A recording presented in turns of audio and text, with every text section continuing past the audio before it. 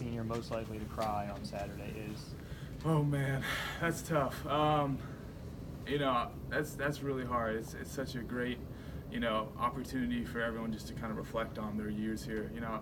Honestly, I wouldn't be surprised if I did. Just especially with the people I have coming. My beautiful fiance will be on the field with me, my family.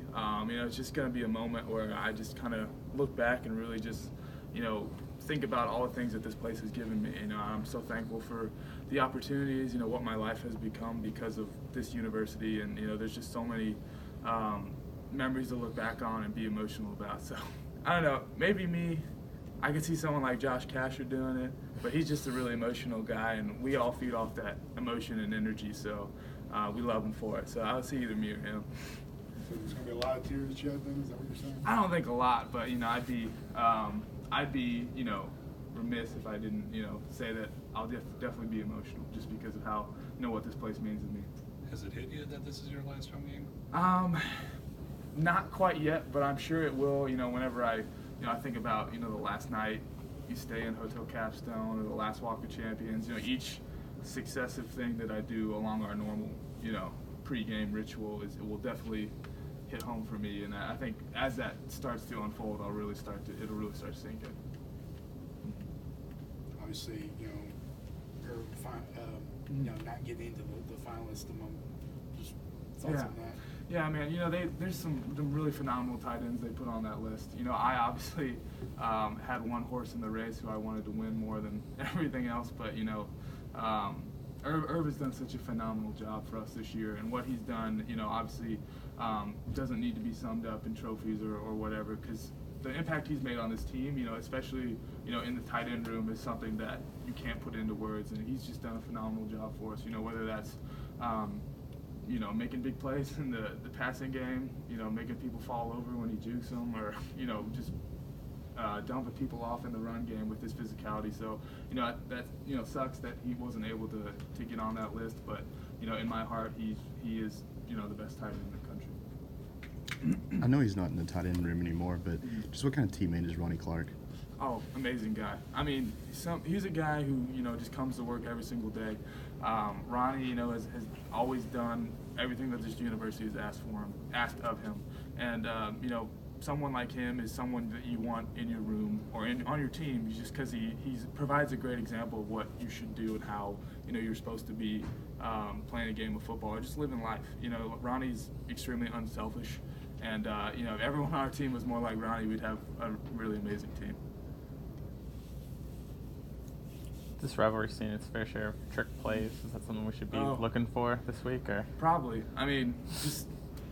It's Auburn. Everyone pulls out all the stops. And so, for me and for our team, I know we always put in trick plays, whether that's, at any phase of the game. And so that's something that, I'm sure we'll look at. We look at that for every single team, not just Auburn, but I'm sure Auburn will put in their fair share of trick plays. As you look past in the history of this game, the Iron Bowl, this has been written by, trick plays and big plays and, opportunities to just kind of catch the other team by surprise because both teams are so good. You still think you caught that ball last year? As I continue to look at the replay as it's being played in the weight room and stuff, I'm like, I did not catch that ball. That definitely hit the ground, which is fine, just because, that would have been, really cool. But, that's something where, it's just fun to be a part of that. Whether that's, you catch it or not, it's just an awesome atmosphere. And, we, obviously it worked out okay at the end of the season. So, didn't really matter, but, that's just all part of the fun of the Iron Bowl. Now, being from the state, how do you kind of learn when you got here? Yeah. What was it like kind of learning about the rivalry, and when did it really become a situation where this is the big rivalry game, or one of them at least? Well, I think my first season here obviously was the big, but probably before that. When I was a recruit and I was watching, I think it's 2013, obviously Kick 6, and I was kind of a recruit for both teams at that moment, and I didn't exactly know how to feel watching that because I like both teams. But really just kind of seeing people rush the field and seeing the emotion from the players and the coaches, and just thinking like, man, this is college football. I can't wait to be a part of this, and what an awesome environment, what an awesome atmosphere. And I think that's when it really hit home for me. And then obviously when I got on campus, it only magnified itself and really proved to be everything that I saw as a, I think maybe a junior or sophomore in high school. So. Is there a feeling that, like, going down the stretch, for the second year you're undefeated going into this game, is there a feeling of, we got to finish, we didn't finish last year, this is our opportunity, we have to finish? Yeah, absolutely. One thing that I try to, tell the young players on our team, and just everyone on our team, me trying to be a leader on this team, is just, I don't want, another season where we're defined by a loss.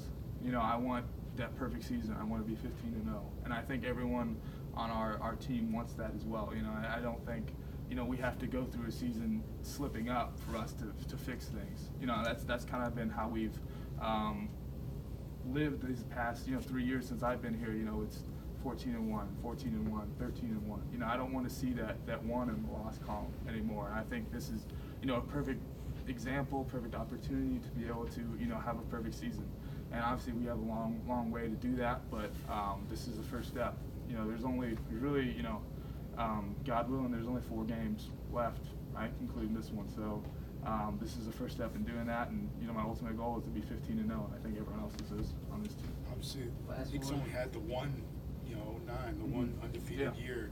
Does that kind of show you how hard that is to accomplish, and what it means to do that? Yeah, absolutely. I was one of our analysts, Robbie Zell, always jokes around with me saying that he, was on that team that was undefeated, and he's always like, that was the best team we've ever had here. And so I obviously want to prove him wrong, that we can be the best team that's ever come through here, and that's a great way to do it would be 15-0. And obviously that's something we got to work on every single day, and hopefully we can make that happen.